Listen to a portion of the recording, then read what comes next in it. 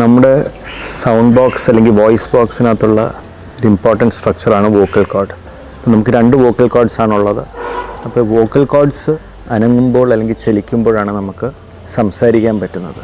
നമ്മുടെ വോയിസ് പ്രൊഡക്ഷനിൽ വളരെ ഇമ്പോർട്ടൻറ്റ് ഒരു റോള് നിർവഹിക്കുന്ന ഒരു സ്ട്രക്ചറാണ് വോക്കൽ കോഡ്സ്. അപ്പോൾ നമ്മുടെ ഈ വോക്കൽ കോഡ്സ് യൂഷ്വലി നമ്മൾ സംസാരിക്കുമ്പോൾ ഇത് അനങ്ങുകയും അതുപോലെ നമ്മൾ ശ്വാസം എടുക്കുമ്പോൾ ഇത് അകന്നിരിക്കുകയും ചെയ്യുന്നു. അപ്പോൾ ഈ മൂവ്മെൻറ്റ്സ് നമുക്ക് വളരെ ആവശ്യമാണ് നോർമൽ ബ്രീത്തിങ്ങിനും നോർമൽ ഈ പറഞ്ഞ പോലുള്ളൊരു ഫൊണേഷൻ അല്ലെങ്കിൽ സംസാരത്തിന്.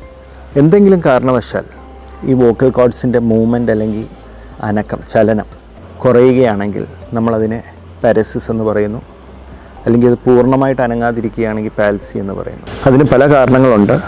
വളരെ കോമൺ ആയിട്ട് പാരസിസ് ഒരു വോക്കൽ കോഡിൻ്റെ ഒരു വീക്ക്നെസ് വരാവുന്നൊരു കണ്ടീഷൻ പോസ്റ്റ് ഒരു വൈറൽ ഇൻഫെക്ഷന് ശേഷം വരാം. അപ്പോൾ പലപ്പോഴും ഇത് റിക്കവർ ചെയ്യുന്നതാണ്, സ്പോണ്ടേനിയസ് ആയിട്ട് റിക്കവർ ചെയ്യുന്നൊരു കാര്യമാണ്. എന്നാൽ നമുക്ക് റിക്കവർ ആകാത്ത സാഹചര്യങ്ങളുണ്ട്.